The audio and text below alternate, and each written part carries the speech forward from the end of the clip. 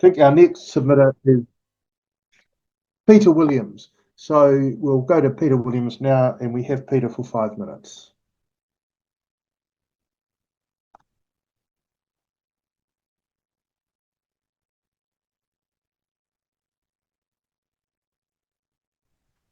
Thank you, Dr. Webb. My name is Peter Williams. I'm retired from a career in the media industry.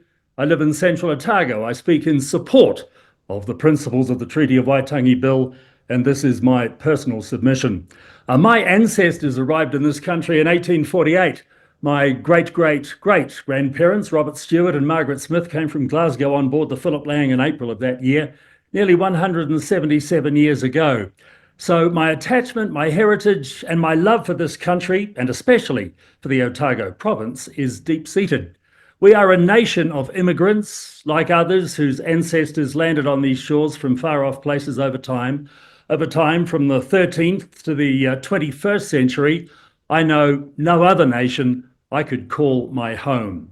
Yes, a saliva test taken through Ancestry.com says I'm 91% Scottish, but that's patently ridiculous. I should be graded 100% New Zealander, or if you like to be colloquial, a full-blooded Kiwi. I am tangata whenua. This is my land. I'm privileged to share it with more than 5 million other Kiwis. My ancestors were poor. They were crofters, subsistence farmers, forced off the land during the infamous Scottish clearances. They looked for places like New Zealand to escape to start a new life, a life based on freedom and on equality of opportunity. Millions followed in their wake. Yes, there were some people already here, although where I live, not very many. A census taken by Edward Shortland in 1844 suggested just 302 Māori then lived in the southern part of the South Island. But a negotiated treaty was signed to ensure that all residents of this land would live together peacefully as subjects of the Queen of England. Life in this country since the signing of the Treaty of Waitangi has not been perfect, far from it. Like many emerging nations in the years since the Enlightenment, justice, property rights and the rule of law have not always been followed as they should have been. So the Treaty of Waitangi Act 1975 put in place a system for reparation for treaty breaches. From the late 18th century, all immigrant groups to this country have mingled and merged, intermarried and interbred. We are a veritable melting pot of peoples. We are all New Zealanders, all Kiwis, all people of this land. The phrase, the principles of the Treaty of Waitangi in that 1975 Act and in subsequent legislation has confused and confounded us for 5 decades. Even the late King Tuheitia said of the treaty, there are no principles, only articles. He was right. But if that phrase is to remain, then we the people, the voters, the electors through our parliament must decide what those principles are. On Waitangi Day this year, Ngāi Tahu's Kai Whakahaere Justin Tipa said, quote, "The articles of the treaty are clear. The right to govern, protection of tino rangatiratanga and same rights and duties." He then went on to say, quote, "That is our starting point," unquote. Our starting point for what?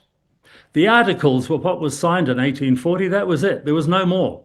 Once the treaty was given legislative status in 1975, the words of 1840 should have been applied in a contemporary context.